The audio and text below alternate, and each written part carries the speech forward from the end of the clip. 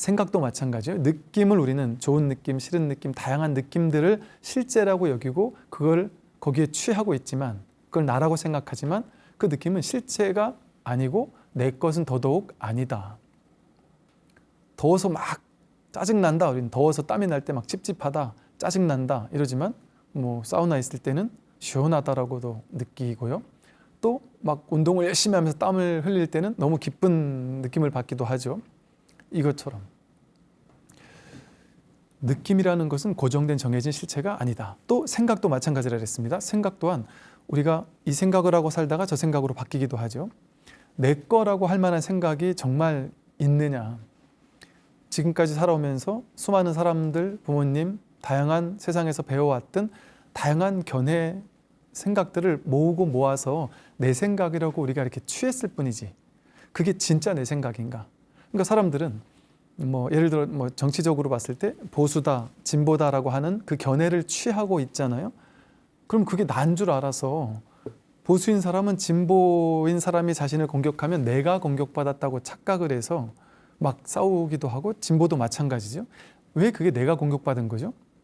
그 견해 하나가 공격받은 거거든요. 그건 옳고 그르고를 떠나서 생각은 옳고 그르고가 없습니다. 내 생각 하나가 공격받은 것 뿐이거든요. 그런데 우리는 내 생각을 누군가가 틀렸다라고 할 때 욱하고 화를 내는 이유가 뭘까요? 그 생각을 나와 동일시하니까 그 생각이 틀렸다고 할 때 나를 부정당하는 것 같은 착각이 일어나는 겁니다. 그건 단지 잠깐 왔다 가는 그 생각일 뿐이에요. 어떻게 그 생각이 나을 수가 있습니까?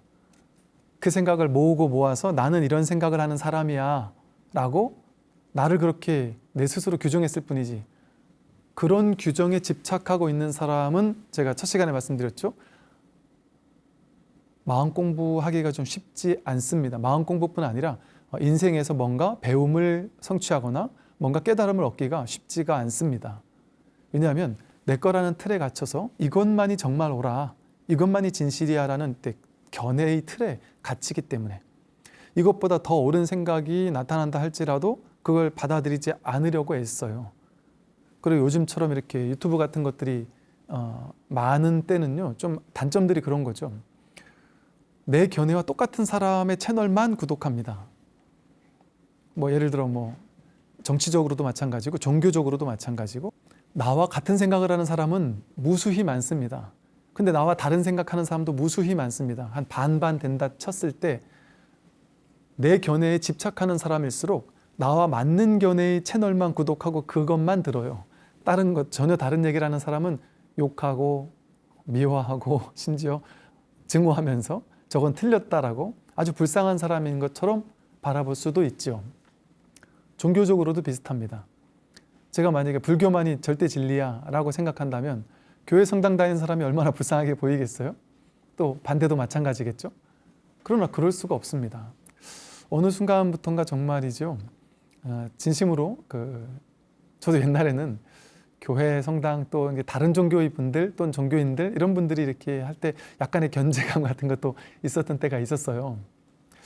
그런데 어느 순간 마음을 열고 이제 공부를 하면서 또 많은 아주 좋은 목사님들, 신부님들과 이렇게 대화를 나누고 교감을 하면서 진심으로 이 마음으로 이렇게 그 사람이 보여지더라고요. 그 존재 자체가 보여지고 그리고 조금 다른 방식으로 믿고 있지만 저들이 믿고 있는 그 하나님이 우리가 용어가 다르고 좀 그 하나님에 대해서도 쉽게 말해 신관이 다를 수 있어요.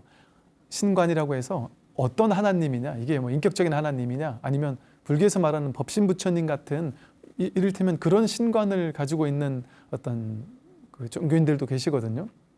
그 신관이 조금 다를 뿐일 수도 있을 것 같아요. 그런 분들을 뵈면서 그분들의 신앙심을 보면서 되게 동질감 같은 아름다움, 교감 그런 것들을 느낀 적이 있습니다.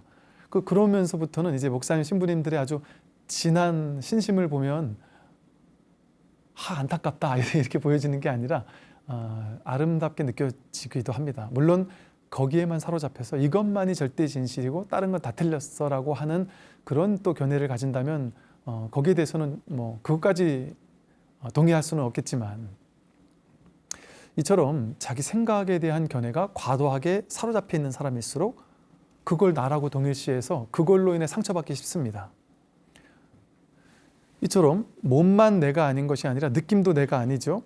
생각도 내가 아니죠. 의지도 마찬가지입니다. 이 행운을 의지작용, 우리 쉽게 말하면 바람, 욕구, 어떤 업을 일으키는 원동력이 되는 어떤 유의행이라고 부릅니다. 유의조작, 업을 짓는 어떤 원동력이 되는 어떤 의지작용, 이런 것들을 이제 행온이라고 하는데요. 의지작용은 정해진 실제가 있을까요? 우리는 옛날엔 이렇게 살고 싶었는데 인연이 달라지면 다른 방식으로 살고 싶기도 합니다. 어떤 사람은 계속 막 돈에 쪼달려서 돈 하고 살다가 이제 돈을 마음껏 벌고 나면 야, 이제는 뭐 돈은 크게 중요하지 않구나, 돈보다 오히려 마음 공부가 더 중요하구나, 이렇게 마음을 바꾸고 사는 사람도 있습니다.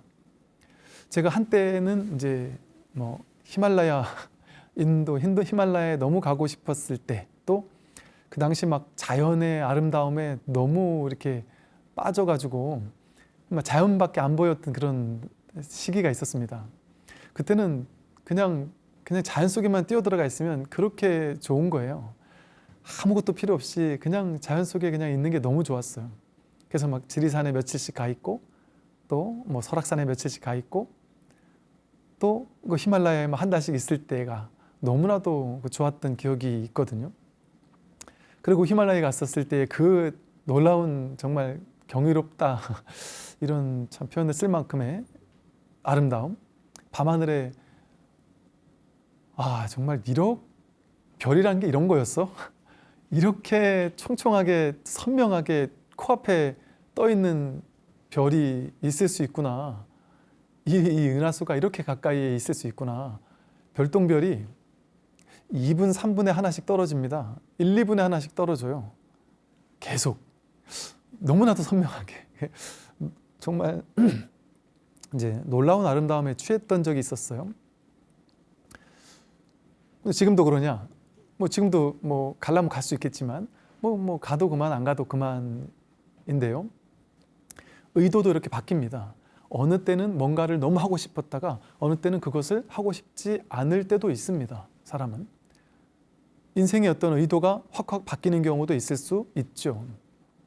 이 의지작용이라는 것도 고정된 실체가 아닙니다. 나는 이런 사람이야, 난 이걸 하고 싶은 사람이야 라고 나는 정해져 있는 무언가가 없습니다.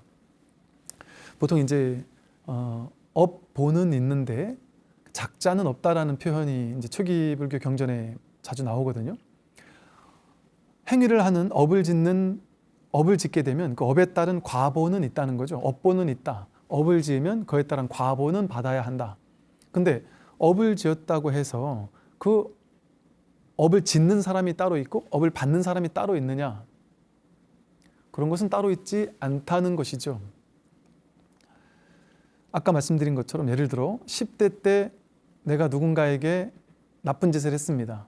근데 40대 되어가지고 그 친구가 앙심을 품고 지금 나를 이제 공격해 왔단 말이에요. 예를 들어.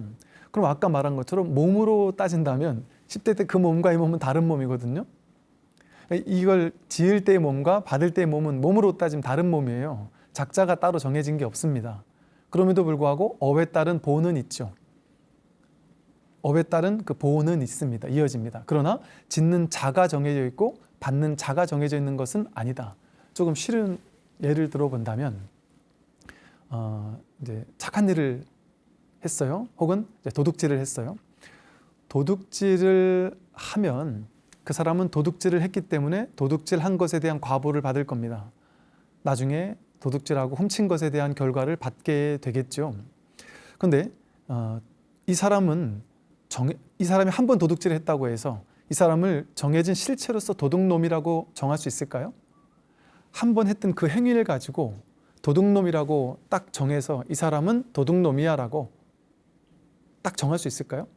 착한 행위를 한 사람을 그 사람은 착한 사람이야 라고 정할 수 있을까요? 그 사람은 지금 착한 일을 했기 때문에 지금은 착한 사람이지만 그 사람이 시간이 지나서 다른 곳에서 나쁜 짓을 할 수 있죠. 그럼 그 사람은 착한 사람입니까? 나쁜 사람입니까? 행위에 따라 그때그때 인연 따라 착한 사람이라고 불리기도 할 뿐이고 나쁜 짓을 하면 나쁜 사람이라고 불리기도 할 뿐이죠. 착한 사람이기도 하고 도둑놈이기도 할 뿐이죠. 그런 한번 착한 일을 했다고 해서 그 사람을 착한 사람 아니면 도둑놈 이렇게 낙인 찍을 필요가 없다는 것이죠. 짓는 자도 받는 자도 그 자라는 고정된 실체가 없기 때문입니다. 그런데도 우리는 좀 나쁜 짓을 하는 사람은 너무 뭐랄까 오랫동안 그 낙인 찍고서 그 사람의 참회 가능성까지 좀 열지 못하게 하는 것은 좀 아니지 않는가 이런 생각이 좀 들긴 합니다. 물론 그 사람이 과거에 잘못을 저질렀다면 거기에 대한 과보를 받는 것은 맞습니다. 업보는 있으니까 업에 따른 과보는 받아야 합니다. 그러나 이 사람이 참회하는 것을 통해서 새롭게 변화될 수 있는 가능성까지도 없애가면서 그 사람을 나쁜 놈이니까 너는 평생 나쁜 놈일 거야 라고 낙인 찍어서는 안 된다는 것이죠. 그러니까 부처님도 앙굴리마라는 99명 혹은 999명을 죽인 살인마인데도 불구하고 깨달음을 얻게 해서 아라한과를 증득하게 만들었단 말이죠. 아무리 최악의 범죄자라 할지라도 그 범죄자라는 고정된 실제적인 그 행위를 했다고 해서 그 행위를 한 자가 실제 존재한다면 그 사람은 아마 그 사람이 죽을 때까지 그 응징을 받아야 될 겁니다. 우리가 생각하는 것처럼 나쁜 짓 한 사람은 끝끝내 나쁜 놈으로 남아야 될 거예요.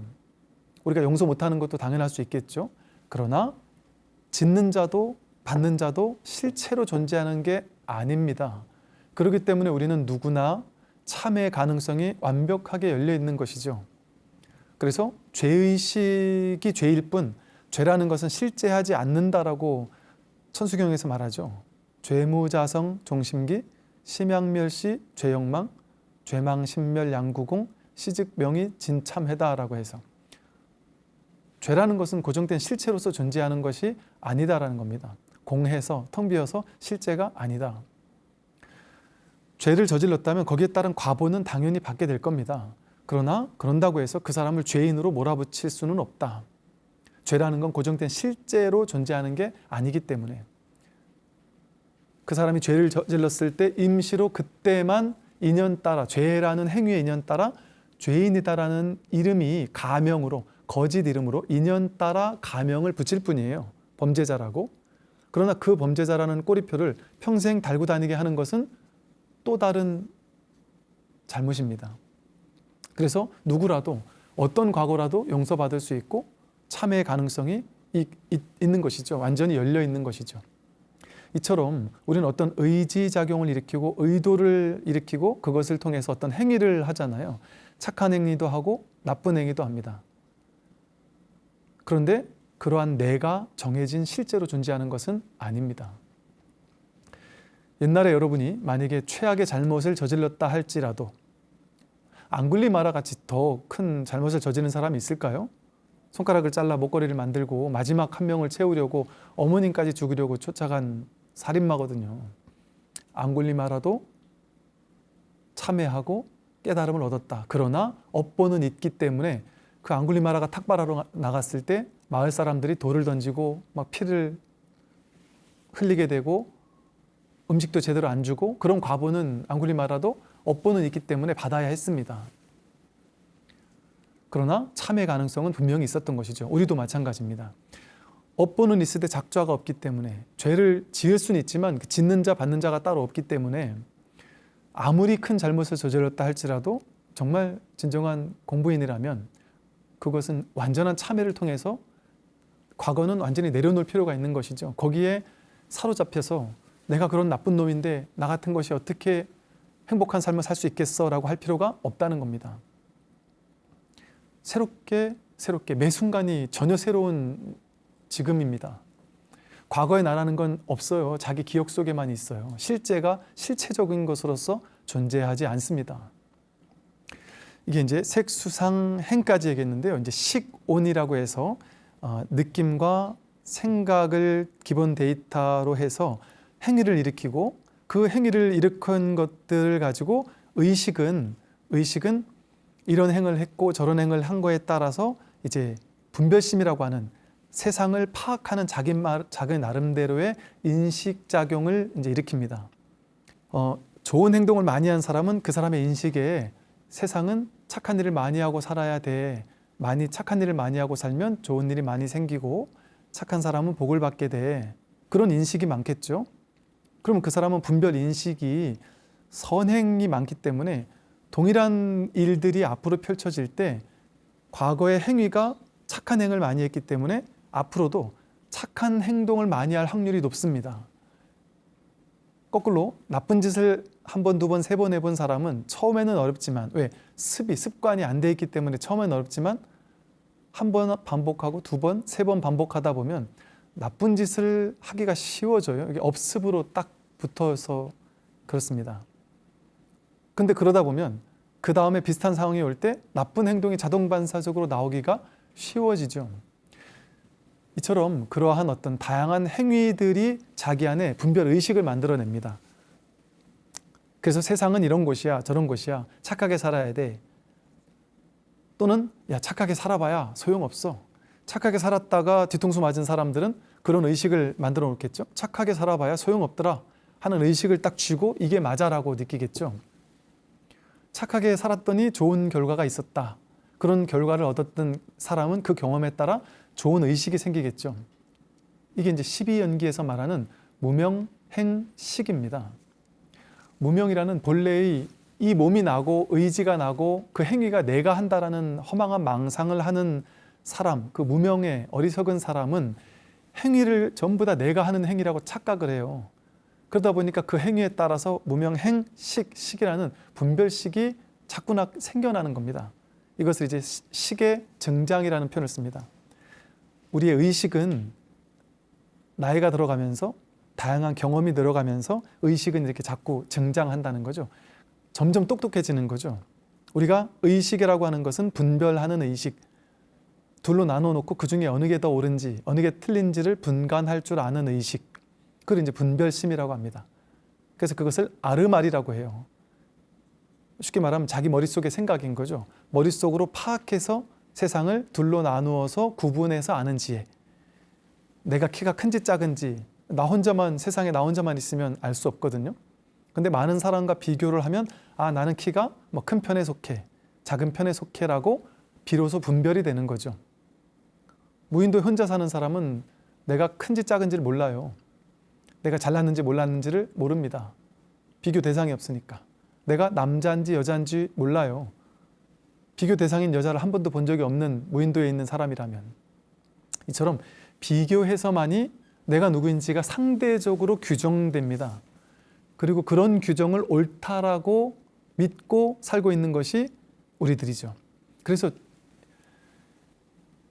색수상행식이 모여서 우리가 지금 이렇게 몸에서 내가 쌓아온 것들, 느낌으로 쌓아온 것들, 살아오면서 생각으로 쌓아온 것들, 의지로 쌓아온 것들, 의식으로 쌓아온 것들, 이것들이 우리 안에 켜켜이 많이 이게 쌓여 있습니다. 그것을 우리는 나라고 여깁니다. 그래서 내가 착한 행동을 많이 하고 착한 행위를 많이 하고 착한 생각 분별을 많이 하면 나는 착한 사람, 이렇게 이제 나를 분별해요. 또 나쁜 걸 많이 하면 나는 나쁜 사람, 이렇게 자기를 분별하죠.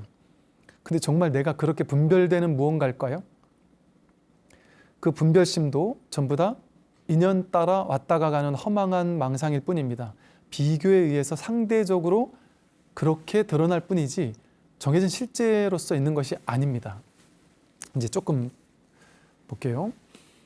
몸도 내가 아니라고 했습니다.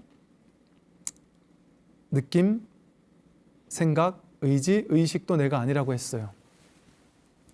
그렇지 않습니까? 이걸 아니라고 해서 아닌 것이 아니라 정말 아니지 않습니까? 나라고 할 만한 게 정말 어디 있나요? 그럼에도 우리는 10대 때는 지금과 생각도 달랐고 느낌도 달랐고 감정도 달랐고 의식도 달랐어요. 근데 10대 때도 나라고 했죠? 20대 때도 색수상행식이 지금과는 달랐습니다. 지금과 과거는 색수상행식이 완전히 달라졌어요. 그럼에도 불구하고 그때도 나라고 했고 그때도 김모식이라고 했고 지금도 김모식이라고 이름을 부릅니다. 그럼 도대체 뭐를 가지고 그렇게 누구라고 부르는 걸까요? 나라고 하고 있는 걸까요? 진짜 여러분은 누굽니까? 그 10대 때 몸과 마음이 나나요? 20대 때 몸과 마음이 나은가요? 지금의 색수상행식이 나은가요? 이거 무슨 일이죠? 아니, 몸이 나은 줄 알고 마음이 난 줄 알았는데 이 색수상행식이 전부 다 내가 아니다라면 그럼 나는 누군가요? 여러분이 나라고 그렇게 굳게 믿고 살아왔던 그 나가 형상으로 있습니까? 모양으로 있나요? 10대 때 나라고 했던 그 나, 지금 나라고 하는 이 나, 이게 정해져 있나요? 고정된 실제로서 정해져 있지 않아요. 나라는 걸 어떻게 내세울 수 없습니다. 그런데도 불구하고 우리는 이것을 나라고 착각해 왔을 뿐이죠. 오늘의 시간 관계상 오늘 여기까지만 이제 살펴보고서요. 이 다음 시간에 그러면 나는 정말 없는 거야? 그러면 진짜 나는 뭐야? 내가 나라고 했던 건 뭐지 도대체? 거기에 대해서 조금 더 살펴보도록 하겠습니다.